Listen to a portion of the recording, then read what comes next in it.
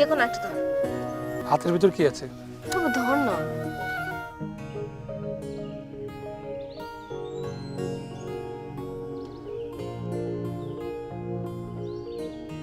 না এটা। তুই খেতে ভালোবাসিস তাই না? এ এমন কি, খেতে কে না ভালোবাসে? না সেটা ঠিক আছে, সবাই ভালোবাসে, বাট তুই একটু বেশি ভালোবাসি, এটা স্বীকার করলেই তো হয়। আচ্ছা যা, আমি একটু বেশি খাতো। হ্যাপি? দেখছিস কি সুন্দর মেঘ।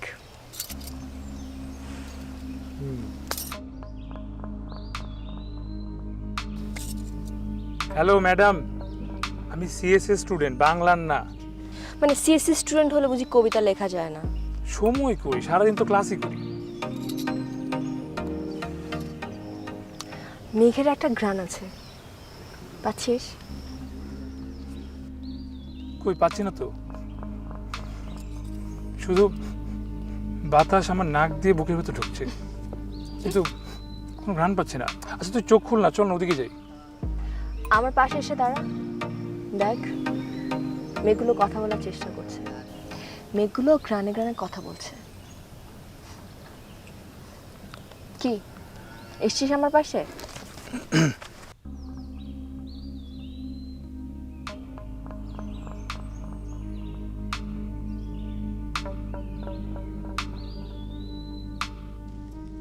Hello, microphone testing 1 2 3। হ্যালো, ভয় পাবেন না, আপনি এখন ভূপৃষ্ঠ থেকে 72 কিলোমিটার উপরে মেঘেদের দেশে। ফটাফট 3টি প্রশ্নের উত্তর দিন, নয়তো মেঘদানব এসে আপনার শরীরের 206টি হাড় কটমটিয়ে খেয়ে ফেলবে।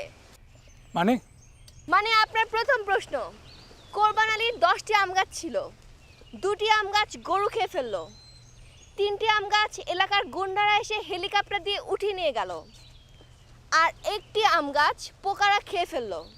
মালির অনেক মন খারাপ হলো। কিন্তু কোরবান আলীর কয়টা আম গাছ আছে এটা আমি জেনে কি করবো? আমি তোকে চিনিও না। ওফ, আমার প্রশ্ন এখনো শেষ হয়নি। এখন বলুন, কোরবান আলীর মোট কতটি আম গাছ ছিল? 4টা আম গাছ গরু খেয়ে ফেললো, 3টা গুন্ডা নিয়ে গেল, 1টা পোকা খেয়ে ফেললো, 4 3 8। 8টা গাছ, 8টা বড় গাছ ছিল, আমি শিওর। আপনি ভুল উত্তর দিয়েছেন। মেঘদানব আপনার চলনের উপর নিষেধাজ্ঞা জারি করেছে, আপনি এখন নড়তে পারবেন না। আমাকে কঠিন প্রশ্ন করে বিব্রত করা হচ্ছে, আশা করি পরেরটা একটু সহজ হবে। ওকে ঠিক আছে, আপনার দ্বিতীয় প্রশ্ন, বাংলাদেশের রাজধানীর নাম কি?